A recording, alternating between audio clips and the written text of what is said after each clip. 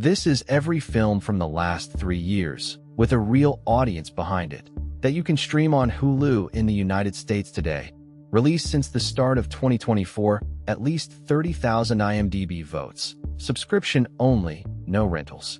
400 films scanned, 230 qualified. I have now done this for Netflix, Prime Video, and HBO Max, and Hulu breaks the pattern completely. Its top 10 averages 91.2% from critics and a Metacritic of 80, better than Netflix and better than Prime. And its best film is a 7.7, the lowest number one of the 4 services. Those two facts sound like a contradiction. They are the same fact, and by number 1 you will see exactly why. Let's count down from 10. Number 10, The Secret Agent. Recife, 1977.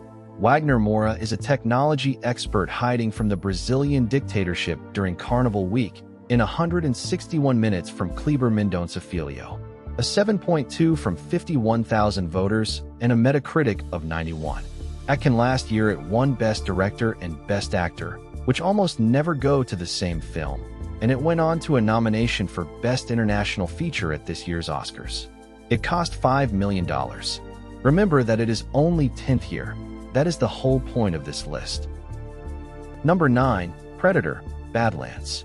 Dan Trachtenberg's 4th trip to this franchise, and the first told from the Predator's side, a young outcast hunter on a death planet, with Elle Fanning as a Weyland-Yutani synth.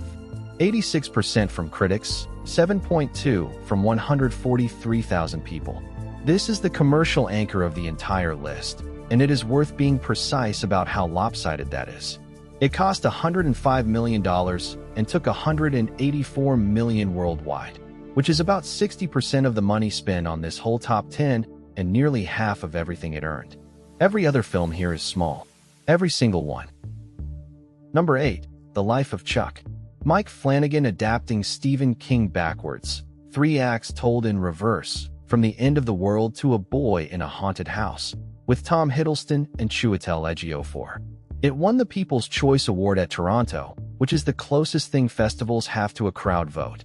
And it is the outlier of this list, 67 on Metacritic, 80% from critics. The weakest reviews in the 10, against a 7.3 from the audience. Critics found it sentimental. Viewers did not care.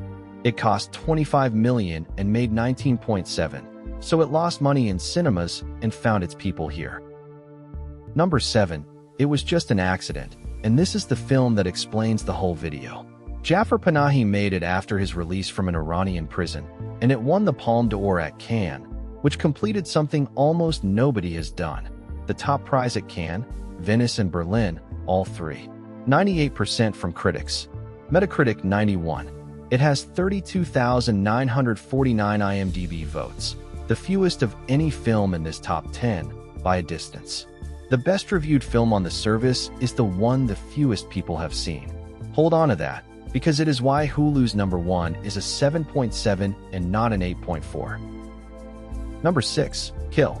A Hindi-language action film set almost entirely on a moving train. An army commando, 30 bandits, and 1 corridor. Nikhil Nagesh Bhat directed it, and it is genuinely one of the most violent things on the service. Consider that a warning as much as a recommendation. 90% from critics and a 7.4 from 45,000 voters. It cost $4.8 million. It is the cheapest film in this 10, and its fight choreography got it an American remake deal before most people in America had heard of it. Number 5, Predator, Killer of Killers, and Dan Trachtenberg is now the only director with 2 films in this top 10. It is an animated anthology, a Viking raider, a ninja in feudal Japan, and a pilot in the Second World War, each meeting the same hunter. 95% from critics, 78 on Metacritic, 7.4 from the audience. It never played a single cinema. It was made for Hulu and released straight here, which is exactly the kind of film a streaming top 10 is supposed to surface, and almost never does. Number 4, Anora. Sean Baker's Brooklyn sex worker who marries the son of a Russian oligarch and then meets his parents' fixers. It won Best Picture at the 2025 Oscars, one of 5 awards it took that night, including Best Director and Best Actress for Mikey Madison. 93% from critics, a Metacritic of 91, and 270,515 IMDb votes, more than 3 times the next film on this list, and by far the most seen thing here. It cost $6 million and made 56. And notice where it lands, 4th. The most famous film on Hulu, the one with the Best Picture Oscar, is beaten by 3 films you have probably never heard of. Number 3, No Other Choice. Park Chan-wook, 20 years after Old Boy, a paper mill executive is laid off, cannot find work, and starts removing the other candidates. Lee Byung-hun plays him as a decent man doing unspeakable things politely. 97% from critics, the second highest critic score in this 10, 86 on Metacritic, and a 7.5 from 57,000 voters. $12 million, 40 million worldwide. It is a comedy, which is not the first word anyone uses about Park Chan-wook, and it is the funniest film on this list. Number 2, Rental Family. Brendan Fraser as a washed-up American actor in Tokyo who takes a job with an agency that rents out stand-in relatives, a father for a wedding, a friend for a funeral. Directed by Hikari, a 7.6 from 50,000 people against a Metacritic of 64. That is the widest gap on this list in the audience's favor. Critics called it soft, and it is the second highest rated film on the entire service. Fraser has now done this twice. Take a role about a man who is failing at being a person and win the room. And number 1 on Hulu right now, Sentimental Value.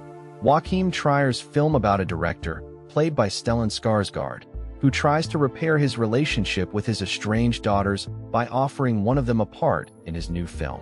Renata Reinsve and Elle Fanning are the other 2 points of the triangle. A 7.7 from 75,000 voters, 95% from critics, Metacritic 86. It won the Grand Prix at Cannes, then went to the Oscars with 9 nominations including Best Picture and 1 Best International Feature, the first Norwegian film ever to do it. It cost $7.8 million, and it is in Norwegian. All 10 together, and now the contradiction from the opening resolves.